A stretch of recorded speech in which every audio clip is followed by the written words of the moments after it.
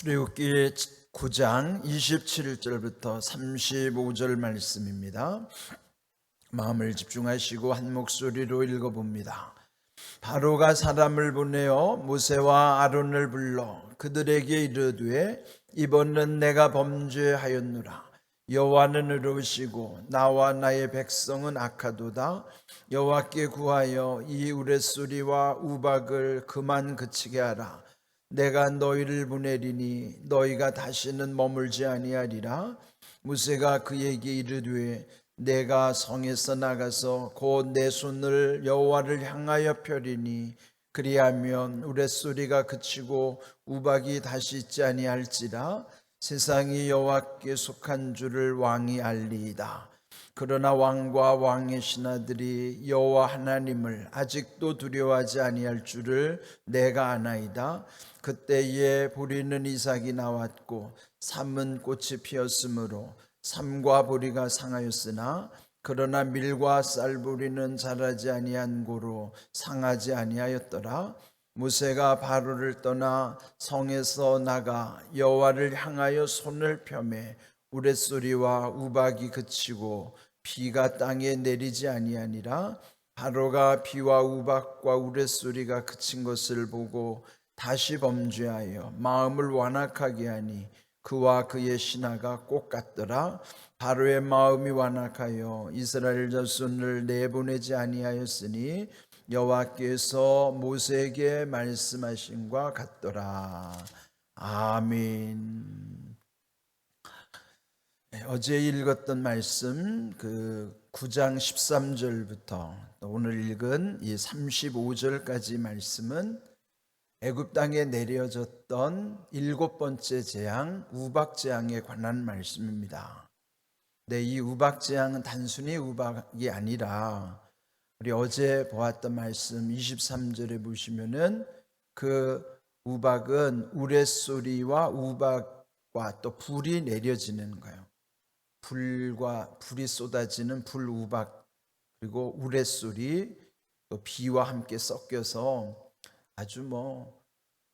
아주 정신을 차릴 수 없는 그리고 또 가축이나 사람이나 또 그 식물이나 그 우박을 맞게 되면은 즉사할 수밖에 없는 것이었죠.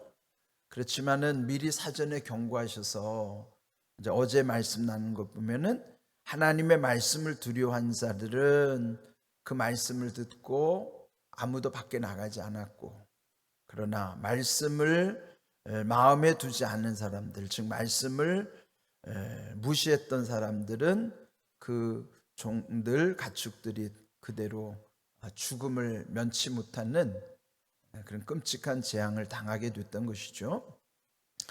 오늘 읽은 말씀에서는 조금 특이한 점이 있어요. 이 앞에서 그 바로의 태도의 변화가 좀 미미했었는데 오늘 이 말씀을 보면은 27절 바로가 사람을 보내서 모세와 아론을 불러오게 한 것입니다. 그리고 말하기를 이번은 내가 범죄하였느라. 여호와는 의로우시고 나와 나의 백성은 악하도다.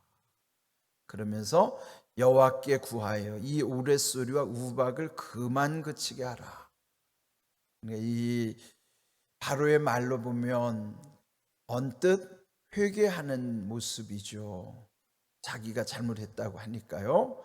또 그 앞에 보면 여호와는 의로우시고, 그러니까 하나님을 인정한 것이고 자기의 잘못을 뉘우치고 돌이켜 회개하는 것과 같은 모습이죠.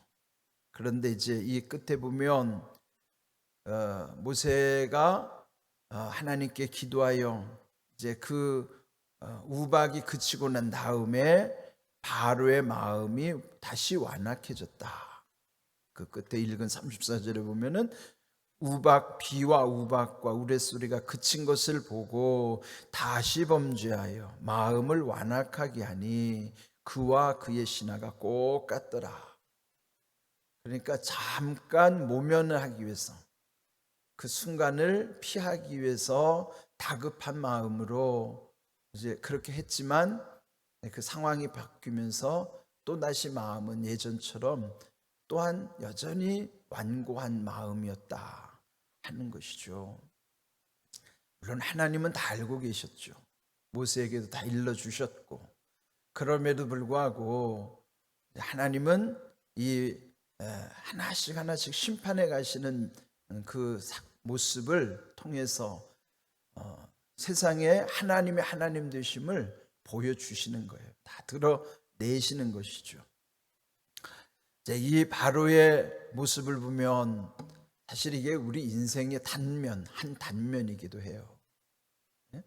다 그런 건 아니지만 그 한 단면을 보면 우리도 그 바로가 이렇게 보여준 모습처럼 우리도 회개하는 것 같은데 또 다시 여전한 옛적과 다르지 않은 여전한 모습을 내 속에서도 발견할 때가 있잖아요. 오죽하면 성경에는 개가 토한 것을 다시 먹는 것과 같다고 했겠어요. 예? 여러분이 개를 키울 때 보면 그런 모습 보지 않아요? 토한 거 또 먹는 거 보면 우리 모습이 그러하다는 거예요. 그러니까 진정으로 참으로 회개한다는 것이 참 얼마나 중요한 것인가 알 수 있죠. 여러분, 이 회개라고 하는 것은 단순히 뉘우치는 게 아닙니다. 그러나 이제 우리는 뉘우치는 것과 회개하는 것을 때로는 혼돈할 때가 있어요. 회개라고 하는 것은 다시 그 원 위치로 돌아오는 것이고 다시 돌아가지 않는 거예요. 그래서 여기서 이 바로는 회개한 것이 아니라 그냥 자기가 지금 힘든 상황을 모면하기 위해서 피하기 위해서 그냥 후회하는 것, 뉘우치는 척하는 그 정도 모습을 여기서 이제 보여주는 것입니다. 그런데 이제 이 모습을 통해서 우리 자신들은 전에 말씀드린 것처럼 반면교사, 이렇게 하면 안 되는구나. 하나님께 우리에게 진정 우리의 회개는 참된 회개의 모습에만 하는 것이구나 하는 것을 우리 마음에다가 깊이 새겨야만 하는 것입니다. 제가 이제 이 아침에 좀 주목하고 싶은 말씀은 모세가 하나님께 어떤 모습으로 늘 서는가. 여기 어제 읽었던 부분, 오늘 이 부분, 또 이 앞에서도 마찬가지고 모세가 늘 어디를 향하고 있는가 보시면요, 22절에도 보면은 너는 하늘을 향하여 손을 들며, 하나님이 모세에게 지시한 것은 하늘을 향하여 손을 들라 그랬는데, 또 23절 모세가 하늘을 향하여 지팡이를 들매 그랬죠. 그런데 이제 오늘 읽은 말씀에도 보면 29절 둘째 줄에 보면 곧 내 손을 여호와를 향하여 펴리니, 또 33절 여호와를 향하여 손을 펴매. 그러니까 하나님도 모세에게 일러주셨을 때 하늘을 향하여 손을 들라 그렇게 명하셨고, 모세도 하늘을 향하여 손을 폈다는 거예요. 이게 이제 기도하는 태도의 모습이죠. 물론 이것은 그 마음도 그 몸도 하나님께로 향하는 것을 우리에게 보여주시는 거예요. 저도 이제 전에 김홍도 목사님께 기도를 배우면서 저는 지금도 거의 일관되게 이제 기도의 그 맥을 유지하고 있어요. 저는 정말 기도 하나는 김홍도 목사님께 참 제대로 배운 것은 정말 감사드려요. 그래서 지금도 새벽마다 기도하는데 흐트러짐이 없이 정말 하나님 앞에 다시 이 원점에 서서 다시 하나님을 향할 수 있다고 하는 것. 저도 이제 기도할 때는 손을 들고 그렇게 기도하거든요. 부르짖어 기도하고 손을 들고 기도하고. 그럼 뭐 꼭 그렇게 할 수 없는 형편에서는 그게 힘들죠. 여러분 연세 드시면 이제 50견도 보면 이 어깨가 안 올라가는 경우도 있어요. 그러니까 굳이 안 올라가는 어깨로 올리려고 할 건 없지만 여러분도 가능하다면 손을 들고 기도하는 것도 참 좋습니다. 그건 뭐 꼭 형식적으로만 그리 하라는 게 아니라 여러분의 마음이 정말 하나님께로 향하여 기도할 수 있도록 손을 들고 하나님께 기도하는 것은 참으로 중요한 기도의 방법이에요. 그래서 이제 이 기도 가운데서 하나님이 명하신 대로 이 모세가 하나님께 부르짖고 또 손을 펴서 하나님께 기도하는 모습. 근데 그건 어떤 의미가 있을까요? 적어도 저는 손을 드는 두 가지 목적을 항상 잊지 않으려고 해요. 첫 번째는 손을 든다는 것은 하나님을 높여 찬양하는 모습이에요. 내가 손을 든다는 것은 하나님께 찬양하는 것이 첫 번째 고백이고, 두 번째로는 하나님께 항복한다는, 전적으로 하나님께 손을 든다는 것, 하나님께 항복하는 의미. 그것이 우리가 손을 들 때 그냥 무작정 폼으로 드는 게 아니고 무슨 폼이 나서 드는 게 아니라 그 기도의 의미를 여러분이 꼭 새겨야만 합니다. 그래서 손을 들어 기도할 때마다 하나님을 높여 찬양하는, 고백하는 여러분의 고백이 담겨야 되고, 두 번째로는 손을 드는 곳에는 늘 하나님께 회개의 영으로 하나님께 전적으로 맡깁니다. 의지합니다. 손 드는 것이 그런 의미가 있음을 기억하셔야 돼요. 여러분, 이제 저도 이 새벽 기도회를 좋아하게 된 여러 가지 이유가 있어요. 저는 이제 저희 어렸을 때부터 배경도 그러했지만, 그런데 참 처음에는 그게 많이 힘들었어요. 어느 순간부터 이 새벽 기도회를 즐기게 됐습니다. 여러 가지 이유 중에 하나는, 제가 정말 감동적인 것은 제가 첫 목회를 시작했던 곳이 강원도 횡성에서도 산속 깊이 30분 이상 차를 타고 가면 굽이굽이 들어가서 그 시골에 그 초등학교 뒤를 돌아서 개울에 내려오는, 그 계곡에서 내려오는 냇가를, 조그만 다리를 건너면 그 냇가 앞에 시골 교회가 있었어요.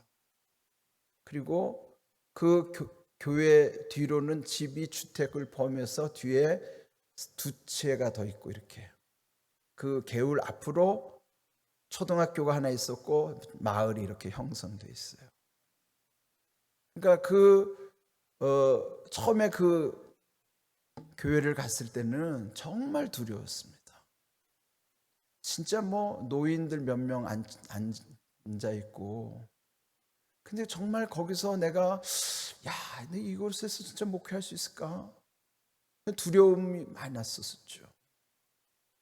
그런데 제가 이제 그 감리사님 모시고 그 교회 가서 인사구역회를 하고, 그날이 이제 주일 저녁이었는데요.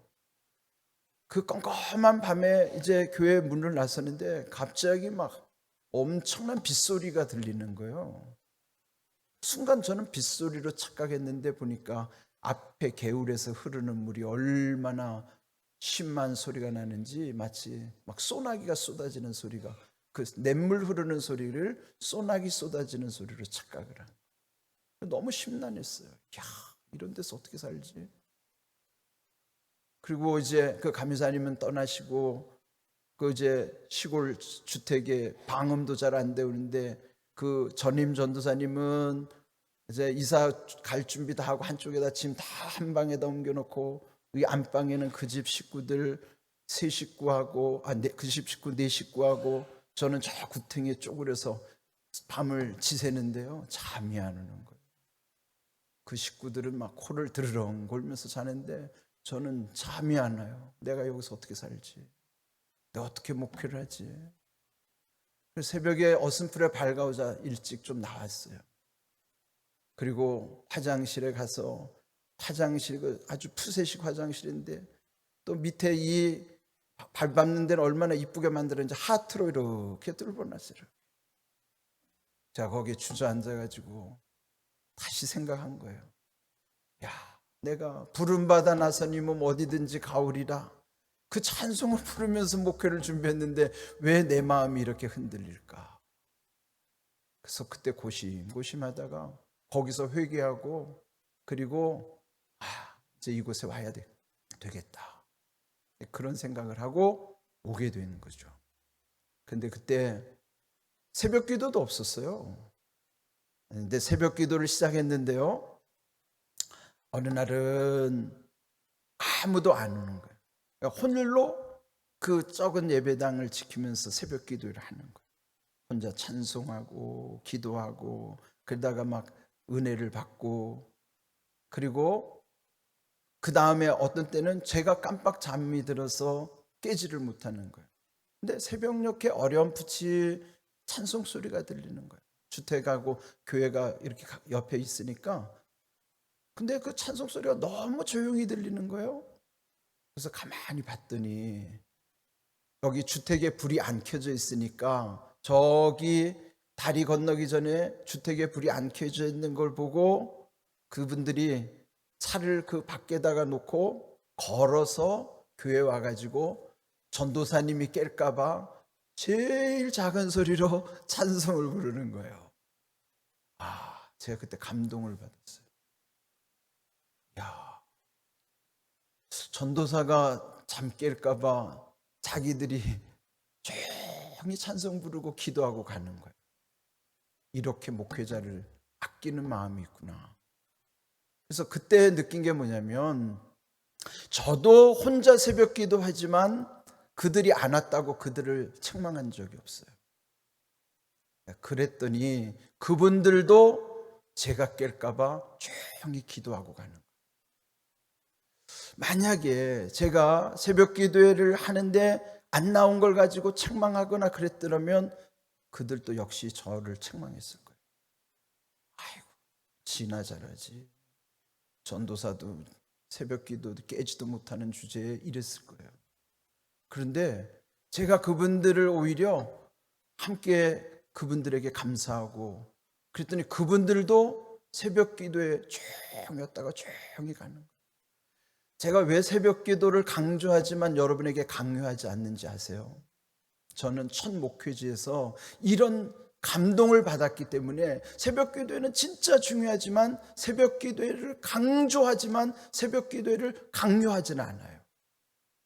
내가 여러분에게 새벽 기도 안 나왔다고 누구라도 내가 책망한 적 있습니까?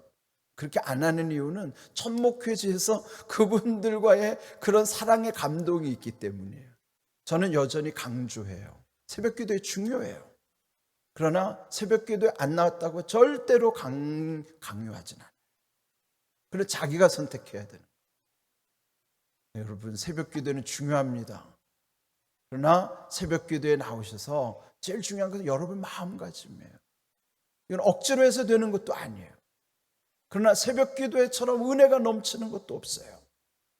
저는 새벽의 은혜를 많이 체험했기 때문에 지금도 새벽의 은혜를 너무 많이 체험해요. 새벽에 하나님의 응답 주심에 대해서 얼마나 감사한지 몰라요. 여러분을 위해서 중보 기도할 때 여러분이 응답받았다는 그 표적이 나타날 때 얼마나 감사한지 몰라요. 여러분도 이 회개의 영으로 하나님께 기도하는 것과 모세가 하나님께 하늘을 향하여 여호와께 방향이죠. 손을 들었다는 것. 그러니까 중요한 것은 기도는 방향이라고 말씀드렸죠. 여호와께 향해야 되고 하늘을 향해야 되고 손을 든다고 하는 것은 하나님을 높여 찬양함과 동시에 나를 부인하는 회개의 영과 항복의 표시라는 거예요. 그 마음을 가지고 새벽마다 부르짖어 기도하십시오. 남을 탓하지 마세요. 남을 보이기 위해서 기도하지 마세요. 오직 여러분과 하나님만을 위해서 기도하세요. 그렇게 기도하면요, 하나님께서 주시는 은혜가 얼마나 큰지 몰라요. 그런 귀한 은혜가 우리 가운데 넘치기를 주님의 이름으로 축복합니다. 아멘.